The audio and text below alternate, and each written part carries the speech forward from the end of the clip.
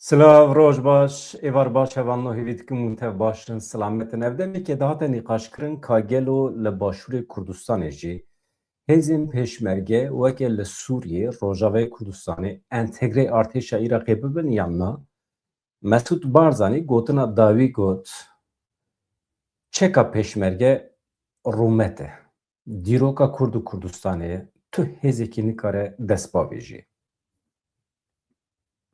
Li ser vê nûçeyek me heye di nava bültenê de em ê ji we re pêşkêş bikin.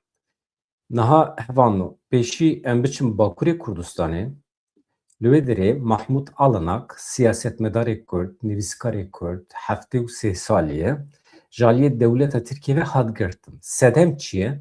Sedem tenê fikr û raman e. Eşkerekirina fikr e. Pirtûkek nivîsandiye di wê pirtûkê de bahsa Cizre dike, bahsa hilweşandina wan bajarên Melike ji aliyê dewleta Tirkiye ve ceza lê hate birîn. Hinceta ceza jî heqareta li ser hikûmetê Tirkiye Recep Tayyip Erdogan e. Çima? Yê ku emir û talîmata van hilweşînan da ye Tayyip Erdogan bixwaye. Yani min bi xwe pirtûk nexwindiye. Lê ka ez binêrim di nûçeyê de çi heye? Mahmud Alanak çima îro di zîndanê de ye. Di vê demê de ku em behsa pêvajoyê dikin, di vê demê de ku em behsa guherîna qanûnê li Tirkiye dikin, ka em dibêjin qaşo însanên me yên di zîndanan de wê serbest wêrin berdan, însanên li dervê welet, însanên ku çûne çiyê li ber xwe dane şer kirine wê bikaribin di çarçova van qanûnan de vegerin Tirkiye. Tam di demekî wisa hesas de Rûspiyê Kurdan Mahmud Alanak dikare were girtin. Veya îşaretê çi ye? İşaretê wê yekê ye ku dewleta Tirkiye goh nade daxwazên Kurdan, goh nade hesasiyetên Kurdan. Em çawa dikarin vê zûmê qebûl bikin hevanla. Türkiye demokrasi işte bu. Mehmet Tunç ve Bekes kitabını yazdığım için devlet bana 14 ay hapis cezası verdi. Polisler geldi, şimdi hapishaneye gidiyorum. Hoşça kalın. Ew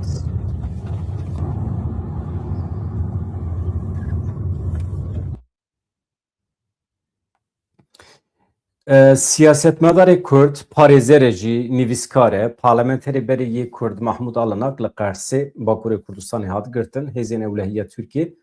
Piştî ku cezayê wî ji aliyê dadgeha bilind ya Tirk ve hate erê kirin, Mahmud Alanak birin girtîgehê.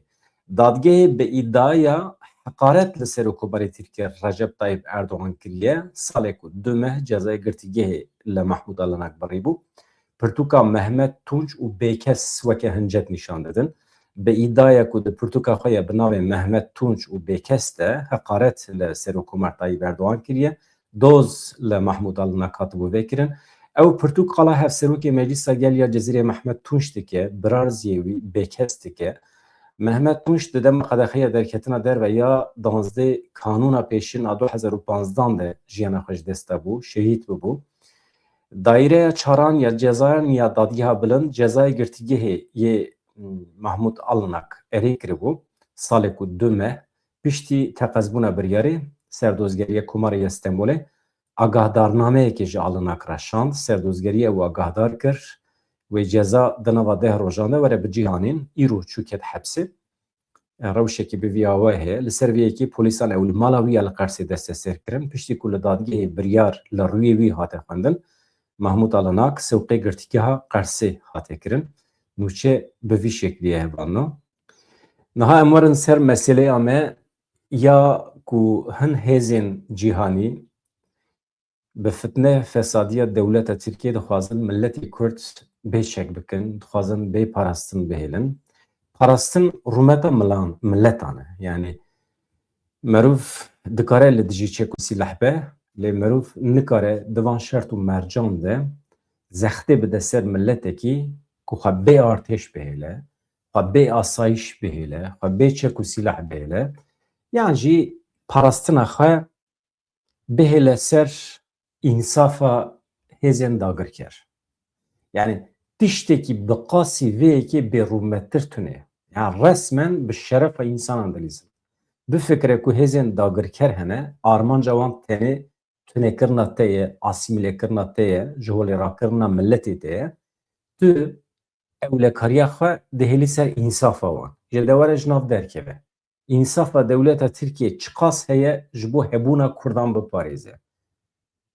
Yan jî hêzên Erebiyên li Iraqê yan jî yên li Şamê. Yani merû çawa dikare hêzên peşmerge tamamen entegre artêşa Iraqê bikin. Çawa ku me li Rojavayê Kurdistanê kiriye. Li Rojava ev demekî qenaata min çi bî hevan no? Ez divê qenaatê de me ku rewşa siyasî ya li Sûriyê bi vî şeklî nameşe. Milletê Kurd bi tu awayî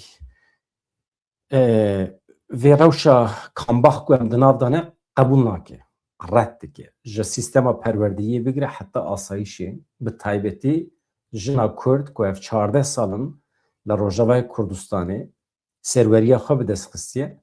Wisa bi rehetî vê serweriyê teslîmê wan çeteyên li Şamê nake.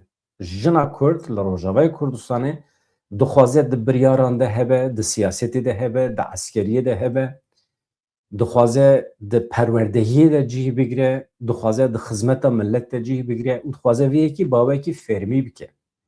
Eger dewleta Sûriyê bixwaze bi Kurdan re li hev were, navî entegrasyon dibe, çi dibe bila bibe, jina Kurd dixwaze di van biryaran de wek hev cih bigire. Yani bi qasî mêran di nava van biryara de cih bigire.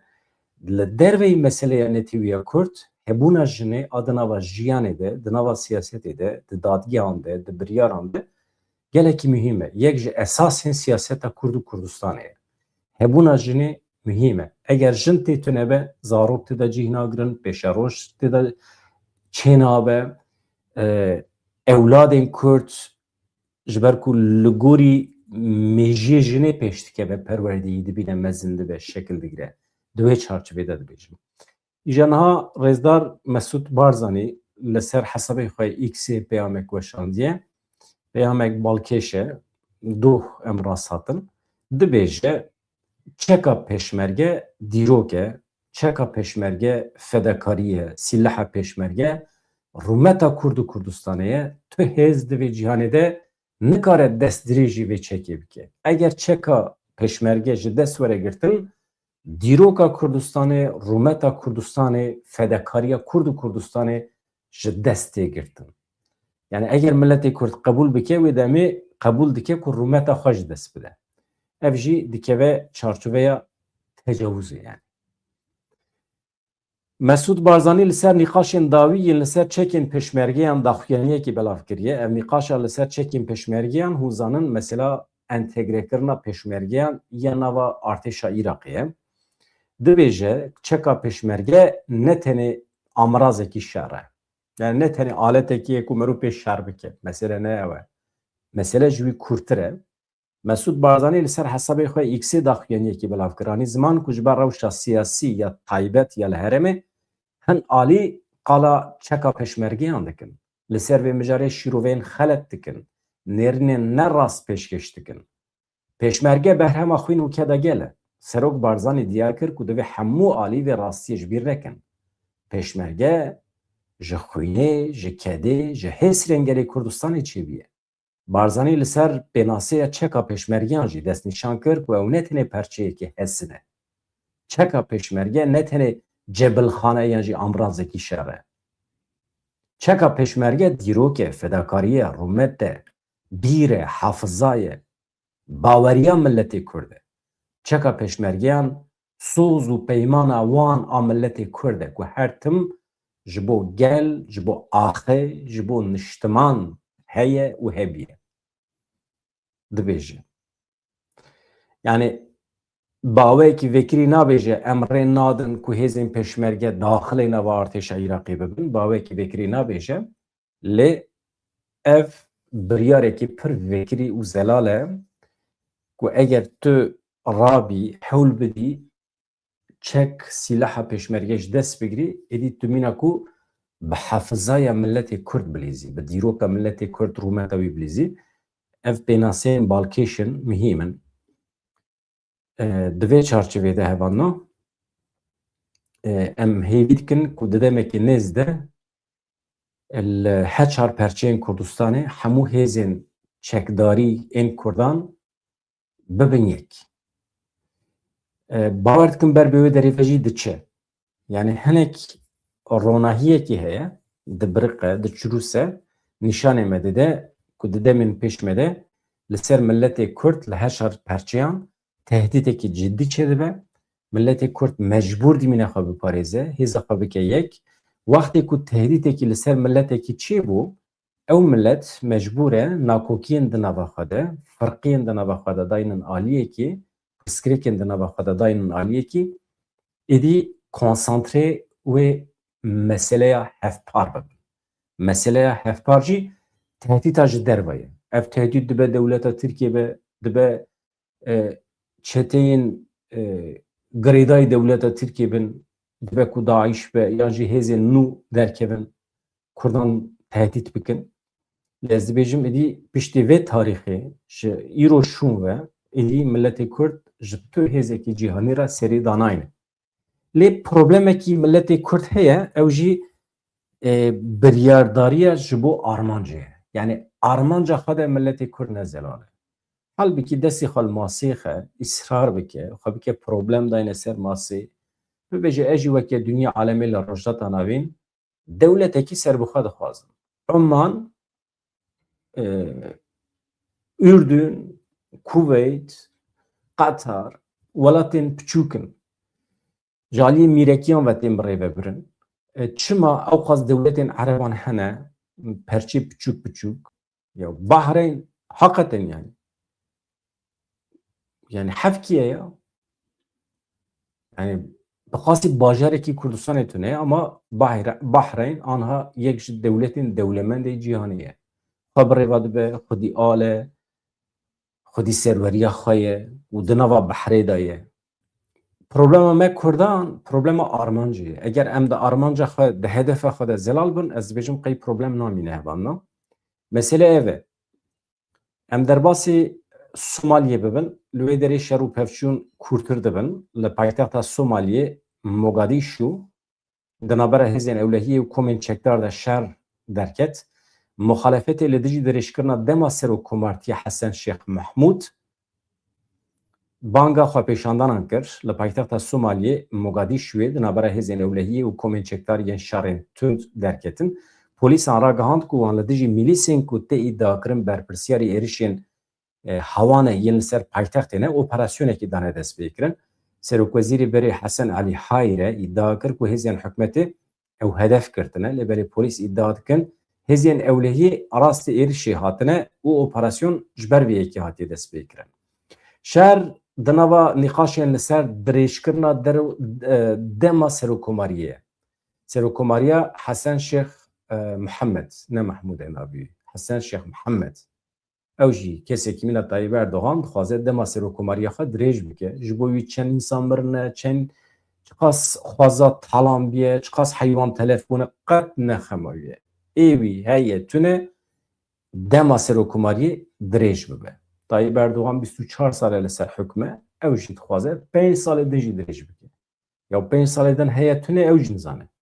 Muxalefet îdia dike ku armanca guhertinên destûrî tenê dirêjkirina dema desthilatdariyê ye. Serokkomartî hinekî daha dirêj bibe. Îtîmala hilbijartinên ku ji bo hezîranê hatine plânkirin hîn ne diyar e. Muxalefetê banga xwepêşandanê li dijî guhertinên destûrî kiriye. Di vê naberê de gefa rêxistina El-Şebab ku girêdayê El-Qaîde ye berdewam dike. Zanyar pispor şiyarî didin ku krîzeke siyasî ya mezintir dikare qada çalakiya rêxistina El-Şebab berfirehtir bike. Rewşekî bi vî şeklî heye hevan. Niha em derbasî Bakurê Kurdistanê bibin, ev pêvajoya em e kîjan rewşê de ye? Li gorî texmîna we, qanûn derdikevin, dernakevin, kî qanûnan çê dike, qanûn çêbin gelo veya ji bo Kurdan tiştekî bêrûmetî ye, yanî poşmaniyê empozê me dike, li ser me ferz dike. Ana hemî pirs û pirsgirêkin li pêşiya me ne. Ya. Wê çawa be? Yani hûn bawer dikin ku dewleta Tirkiye wisa bi rehetî rê bide gencên me, cîwanên me ji bo vegerin nava qada siyasî? Yan dewleta Tirkiye wê hewl bide milletê me, insanên me, lehengên me bêrûmet bike. Ev însanê derketine çi ye? Evano însanê herî bi rûmet ê civaka me ye, me ne. Çünkü êdî yani ji canê xwe dane, yani fedakarî ew qas e. Êdî çi heye? Yani tişte herî bi qîmet ji bo te, tu cîwaniya xwe bidî, tu ji emrê xwe bidî, tu ji zewqên xwe bidî, ji mafê xwe yê sêhatê xwe bêpar bihêlî, ji her nimetên jiyanê xwe bêpar bihêlî û tu jiyana xwe jî bixî xeterî, tu biçî serê çi yan ji nava bajar feqnake xwe fedayê vê dozê bikî. Ji vîya biqîmettir, bi rûmettir tiştekî ye dinyayê de? Na. Dewleta Tirkiye dixwaze van însanên me ê bi qîmet bêrûmet bike. Ji bo Kurdan rûmet e, şeref e, dewleta Tirkiye dixwaze vê şerefê ji me bike. Çawa bi qanûnekî derbixe ku efyê ferz bike. Bibêje tu poşman bibe ez te ef dikim. Poşmanî û efû kirin. Halbuki ê vê derê de li ber çavê me çi ye? Ê ku sûç kiriye dewleta Tirkiye, ê ku divê ji milletê Kurd efû bixwaze, çok te efû bixwaze, lêborînê bixwaze, rêveberên dewleta Tirkiye bixwane. Yani ew qas komkujî ku li Kurdistanê çêbûne, mesela me behsa pirtûka Rêzdar Mahmûd Alana kir, hilweşandina heşt navçe û bajarên me, rast te rast bi emrê Tayyip Erdogan pêk hatiye. Divê derê de kî sûç dare? Yani malê me hilweşandin, camiyê me, dibistanên me, cenazeyên dayika taybet heft rojan li erdê me ya navê bêkes ji ku derê tê? Navê bêkes. Mihemed Tunç wextê ku şehîd bû, birayê wî jî wextê şehîd bû, zarokekî wan çêbû. Yani ew qas gilî û gazinç kirin ji milletê Kurd, ji ber ku milletê Kurd xwedî li wan der neket di wan dêman de, navê kurê xwe wê demê lê kir bêkes. Yani em bêkesman, em bi tenê man û canê xwe feda kirin. Ji bo çi? Ji bo rêveberiya Xweseriyê. Rêveberiya Xweseriyê projeyekî bû, projeya me bû, projeya Tevgera Siyasî Kurd bû, projeya Öcalan bû. Rêveberiya Xweser projeya kî bû? Kî? Yani kî got herin li wan bajarên Bakurê Kurdistanê rêveberiya Xweser îlan bikin û têda îsrar bikin. İnsan ketin serê wê rê, mecbûr. Ê wisa bû, dewleta Tirkiye jî ser me de hat. Em jî xwedî li wan derneketin, çawa ku em xwedî li însanên xwe yên li hepsê dernakevin, bi dê hezara însanên me de hepsê dane, hemî ji ber doza me ye, Selhedîn Demirtaş sembola wan e. Li wan bajaran jî kes li xwedî li wan derneket yani.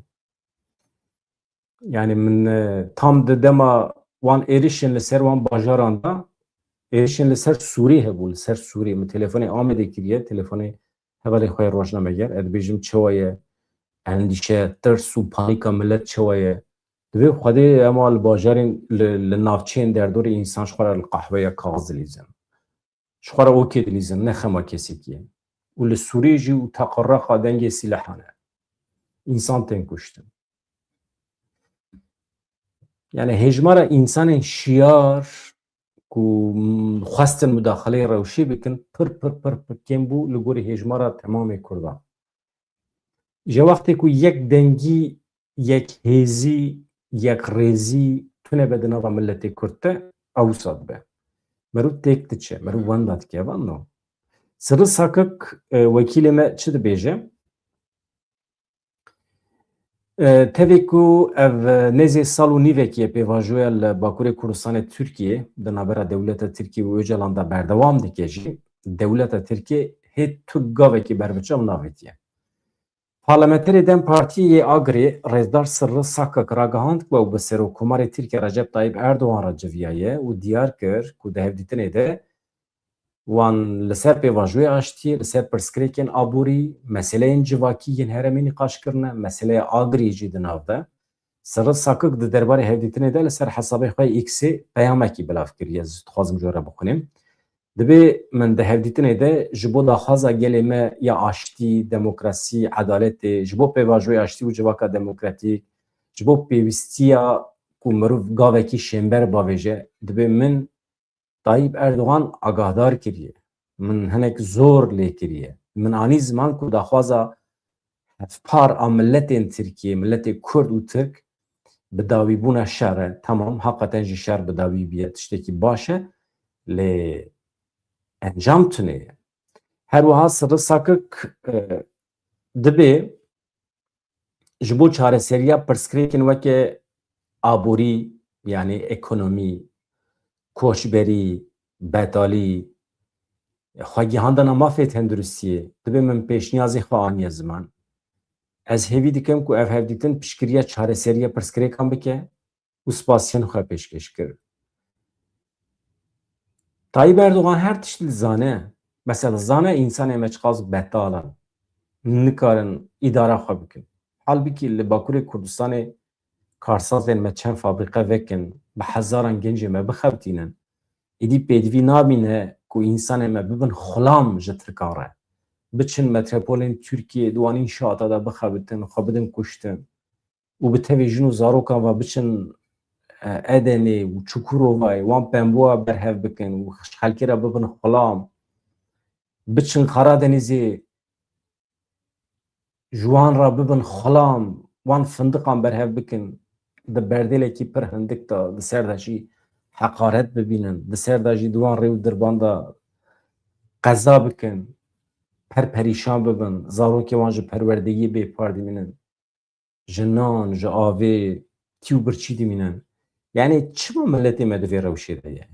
Yani ji ber vê yekê rêzdar sirri sakek bal dikişîne ser vê meseleya aborî, istihdam, betalî, wana hemî mühim in. Yani lêkile ev jî meselê me netewî ye. Mesela netewî ne tenê mesela siyasî ye. Mesela siyasî ne tenê mesela meclisê ye. Her tiştê aydê Kurdan, pirsgirêkî Kurdan dikeve çarçoveya siyasetê. Eger insanekî me birçî be li Bakurê Kurdistanê encama siyasetê ye. Eger insanekî me ji ber meseleyên aborî hewce bimîne, yani pêdiviya wî hebe were derkeve Ewropayê, were welatê xelkê bixebite, ev jî encama siyasetê ye. Her tişt girêdayî siyasetê ye hevan da. Em derbasî mesela Kanîreşê bibin. Kanîreş nizikî Vartoyê ye. Varto, Kanîreş bi hevan e. Kanîreş girêdayê Çewlikê ye, Varto girêdayê Mûşê ye. Na heremekî li wê derê JES tê ava kirin. JES projeyekî dewleta Tirkiye dikevin binê erdê ji wê derê av derdixin. Baş e, jeotermal jê re dibêjin.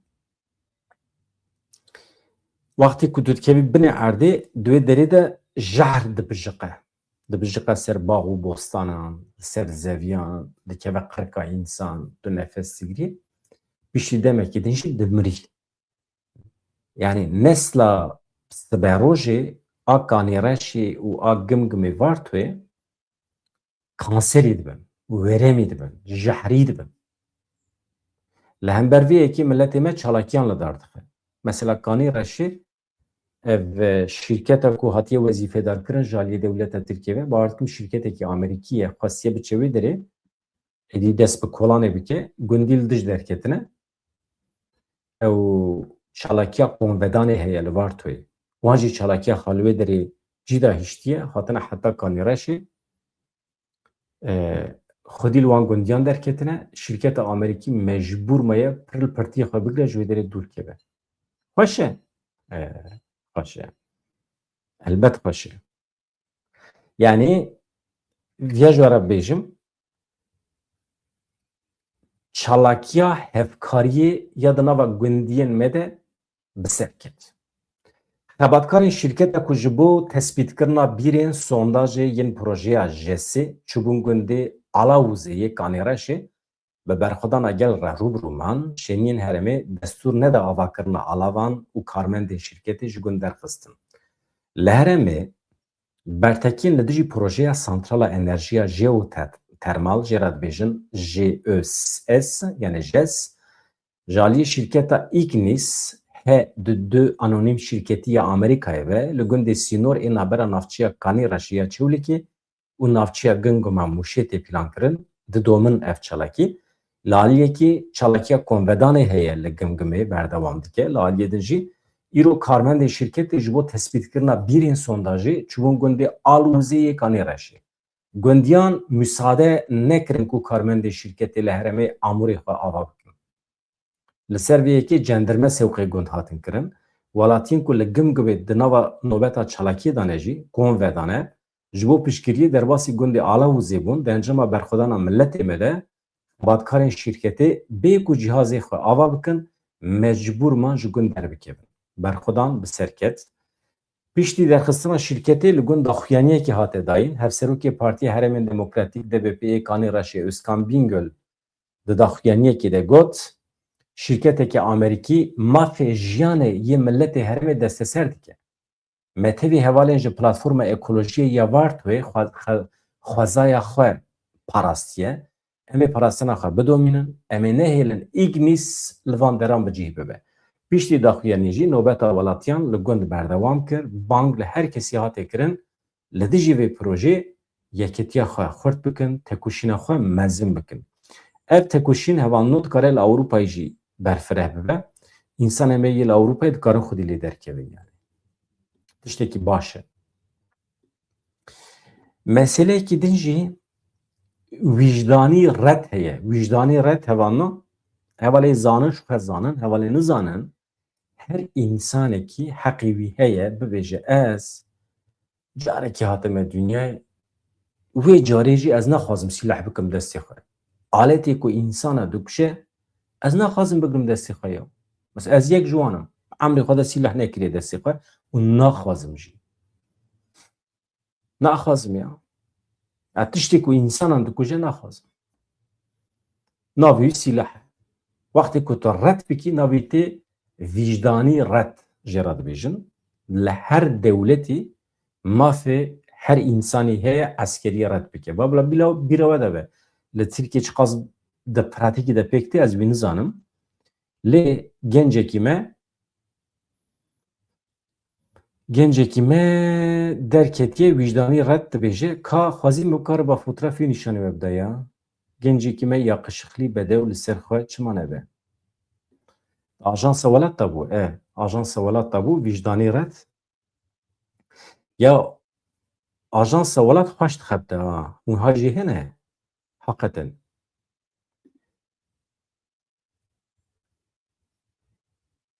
Yek ji ajansên ku ez dişopînim ji bo amedekirina nûçiyên xwe. Ajansa welat e ev hema 2 sal vê bîye. Li Bakurê Kurdistanê dixebite. Xweş e yani. Nûçeyê wan hem zimanê wan vêkiriye mirov jê fehm dike yani. Mirov zane çi dibêje. Ev e fotoğrafê ku min dixwest ez bînim ser ekranê ew e. Redda vicdanî dibêjin hevanno.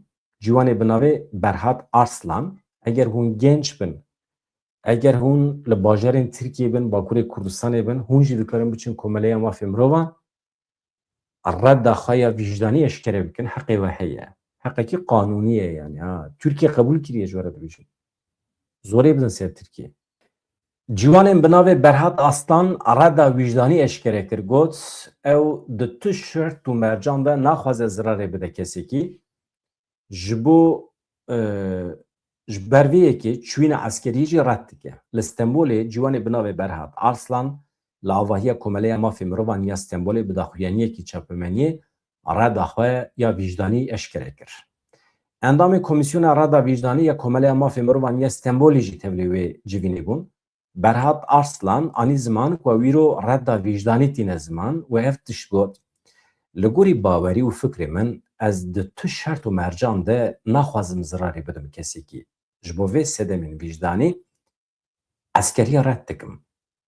Ev biryar ne bi sedemên tirsê ye. Seknekî vicdanî ye. Ez baweriya xwe bi jiyanekê hevpartînim. Ez li vir ji raya giştî re eşkere dikim ku ez ê neçim eskeriyê. Zextên li ser kesên reddên vicdanî kirine zêde dibin. Endamê Komîsyona Reda Vicdanî ya Komeleya Mafê Mirovan ya Stenbolê Gökhan Yıldırım jî diyar kir bangewaziya aştiyê naskirina reda vicdaniyê ye. Her roj zextên li ser kesên reddên vicdanî kirine zêde dibin.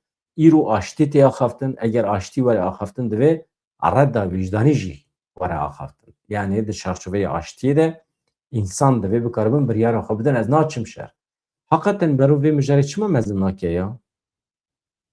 Berû mezin ke ya? Gencê me Kurd bila neçin eskeriya Tirkiyê. Bibêjin ez vicdanî red dixwazim. Heqê xwe vicdanî red bikartînim. Marco Rubio wezîrê karê derve Amerîkayê çi dibêje? Dibêje dewleta Tirkiye wê tevlî bernameya F-35 nebe. F-35 çi ye vanno? Ev projeyekî ye. Projeyekî çêkirina balafirên şer ê F-35 e. Dewleta Tirkiye tonkî pere xisiye vê projeyê. Têda cih girtiye normal.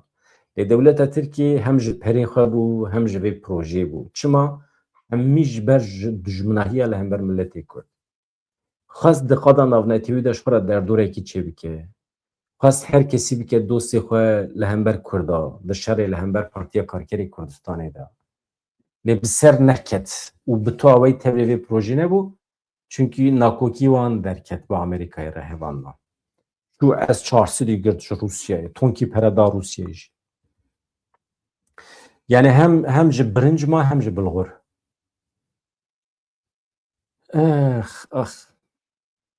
Yani perê ku da perê me ye, baja me ye, vergiya me ye da. Başê ku daye derva, eger nedeba derva sermeda weke sîlah dibarand, bombe dibarand.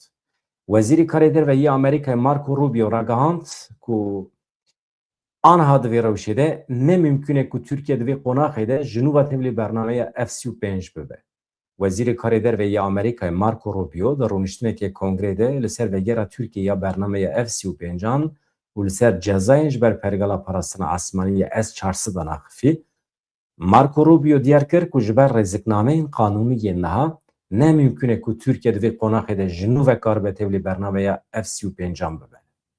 Ev daxuyaniyê Rubio piştî peymanên piştî wan axaftinên balkêş yê tombarak hat. Tombarak balyozê Amerîkayê yê Enqereyê niha berpirsyarê taybet yê Donald Trump e ku li Sûriyê li Iraqê wezîfedar e. Li ser navê Donald Trump.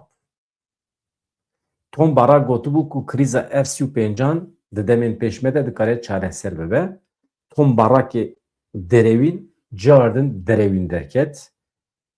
Zerarekî ciddî da milletê me Rojavayê Kurdistanê aniha niyeta wî ew e siyaseta dewleta Tirkiye li Iraqê jî bide meşandin hevanna. Di meseleyên netewî de jî mirov eger hakikaten konsantre be, mirov hemî milletê Kurd bi yek ruhî konsantre be û mesajekî bişîne ji gerdûnê re û ya jî dua bike ama tev bi hev re yani bi eynî hîsî ez dibêjim qey mirov bi wê sînerjiya ku çê dibe mirov dikare Kurdistanê ava bike ya. Rast derewe nizanim li Efrînê hêzên dewleta Tirkiye hêdî kêm dibin. Navê dibistanan li Efrînê diguhere. Ji ber vê yekê ez hinekî bi şik û guman li meselê dinêrim. Çiqas rast e nizanim. Navê hinek dibistanên dewletê li Efrînê bûne zimanê Kurdî. Tabî me ji we re gotiye. Navê dibistanan tenê makyaje têrê nake. Naverok perwerdeyî divê Kurdî be. Rêveberiya perwerdeyiyê yê Efrînê me haborî biryarekî derxistî bû da ku navê çend dibistanên dewletê yên li navenda bajêr werin guhertin. Ev biryar do hate bi cîhanîn, navên nû yên Kurdî û dîrokî li şûna navê kevin hatin danîn. Guhertinên ku di navên dibistanan de hatine kirin bi vî şiklî ne. Mesela beriya niha dibistana el İttihat el Arebî hebû, yani Yekîtiya Ereban, İttihat el Arebî. Niha navîkirine dibistana azadiyê. Rast e gelo li şûna amadehiya Efrînê ya Keçan kirine navîkirine amadehiya Newrozê ya Keçan. Dibistana şehîdên Efrînê navekê nû ye li şûna çi hatiye? Dibistana Zekeriya Hebeş biye dibistana şehîdên Efrînê. Li şûna dibistana Abdulkadir el Salih dibistana el Salih çêbiye. Li şûna navê dibistana Fexredîn Paşa Tişrînî dibistana Ehmed Şewqî hatiye. tiştekî bi vî şeklê. Yani navê dibistanê li Efrînê guherîne. Em hêvî dikin ku li tevahiya Rojavayê Kurdistanê ne tenê nav, ne tenê nav, bi tevahî hevan no. Bi tevahî ew biguherin.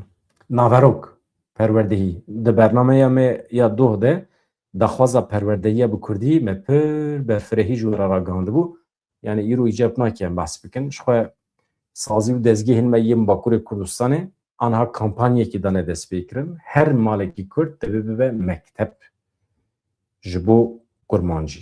Ya divê naberê de tiştekî bînin bîra we binêrin. Çiqas rast te nizanim.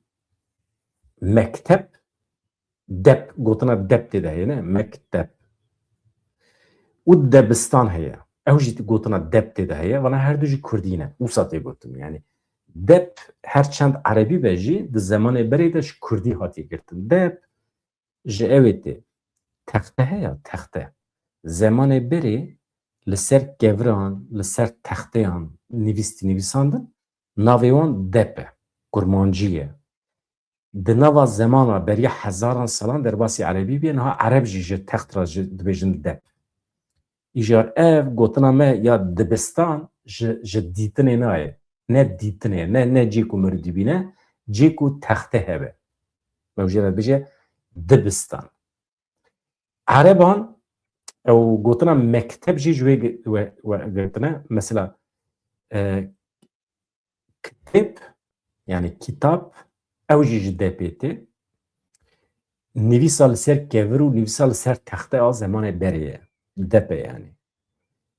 Hûn pir bi rehetî gotina kitap dikarin bikarbînin mekteb dikarin bikarbînin vana kurmancî ne. Belkî me gotina me tenê erebî ye mekteb ama dep kurmancî. Derbasî erebî bîye ji we re dibêjim. Yani gotinekî me ku hatibe dizîn yani ji nehatiye dizîn tê de hatiye bicihîkirin nayê wê manê ku êdî ne Kurdî ye. Berû dikare here bigire û pir bi rehetî bikarbîne hevan. Ji em bibin dibistan jî ama ez hez dikim. Mesela ez gotina edebiyat jî ji wê derê tê. Dep yani gotina dep de edebiyatê de jî heye. Ne? Yani tiştê ku li ser dep hatiye nivîsandin şeklê nivîsandinê.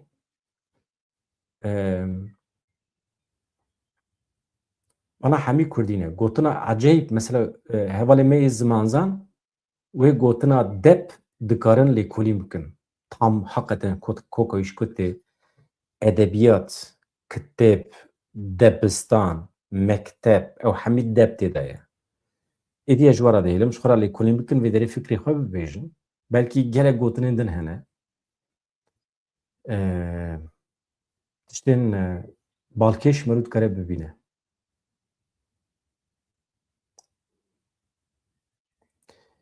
Nûçeyekê heye dibêje Almanya di dayîna welatînameyê de rekor şikandiye. Ev çi ye? Yani welatînamê dide kî? Sala 2025 ji bo Almanyê bû sala şikandina rekora dayîna welatîbûnê li gorî agahiyan hêjmara kesên ku bûne xwediyê pasaporta Almanyê li gorî sala borî baweyekî berbiçav zêde bîye. Welatiyên ji Sûriyê, welatiyên ji Rojavayê Kurdistanê wekî 5 salên borî di wergirtina welatînameyê de di rêza yekem dane. Yani watandaşî girtine ji Almanyê. Ev agahî ji alî Ofîsa Federal ya Amaran ya Almanyê ve hatiye belavkirin. Sala 2025 nêzîkî 332,500 kesî bûne Alman. Hem welatiya Almanyê. 332,000 kes dike nêzî 9 milyon e? Gelek e. Sala 2025 nêzî 9 milyonê yani 332,000 kes bûne hem welatiya Almanyê. Ev hêjmar li gorî sala 2024 bi rêjeya ji sedî 14 zêde bîye. Ev jî dike nêzîkî 40,000 kes. Hevalên me yên li Almanyê. Ez ji we re spas dikim hûn zanin Almanya ji bo min çiqas mühîm e. Di rêjeya temaşekirinê de Yani şopineri min YouTube Almanya da reza duyem daye. Beşi Bakurê Kurdistanê, İstanbul jî heye tabii. İstanbul hema reza yekem daye. İstanbul, Ankara, İzmir, Ahmet, Anta bana hemî hevalên kul me temaşe dikin. Gelek spas dikim. Kazakistan süper peşketiye. Paşê Almanya tê, paşê jî Rojavayê Kurdistanê tê. Rojavayê Kurdistanê acayip li me temaşe dike hevan me. Yani ji wara çi bêjim, hejmar naybîra min lê hema heftê carê 20,000 insan me temaşe dikin li Rojava. Erî. Mala we ava hevalên Rojavayê Kurdistanê. Yani em doza me yek nikarim. Ez şerm dikim bêjim ez bi doza we re me. Doza we ninekî a me ye, a mehemiyan e. Erî wallahî. Lê Almanya da rêza duyem de ye. Paşê Rojavayê Kurdistanê tê, paşê Başûrê Kurdistanê tê, paşê Swîsre, na bartu Fransa beriya Swîsreyê, Fransa, Swîsre, Belçika, wekî din welatên Skandinavya. Almanya, Amerika jî baş e. Kanada, hevalê me li wê derê me temaşe dikin. Hûn bawer nakin ha, Japonya jî gelek kes me temaşe dikin erê wala. Mala we ava hûn her hebin. Hevan ez têm cem we anam. Ji were gotû ez têm cem we. Ka ez eva ser ekranê rakim. Hûn çi dikin, halê we çêwa ye?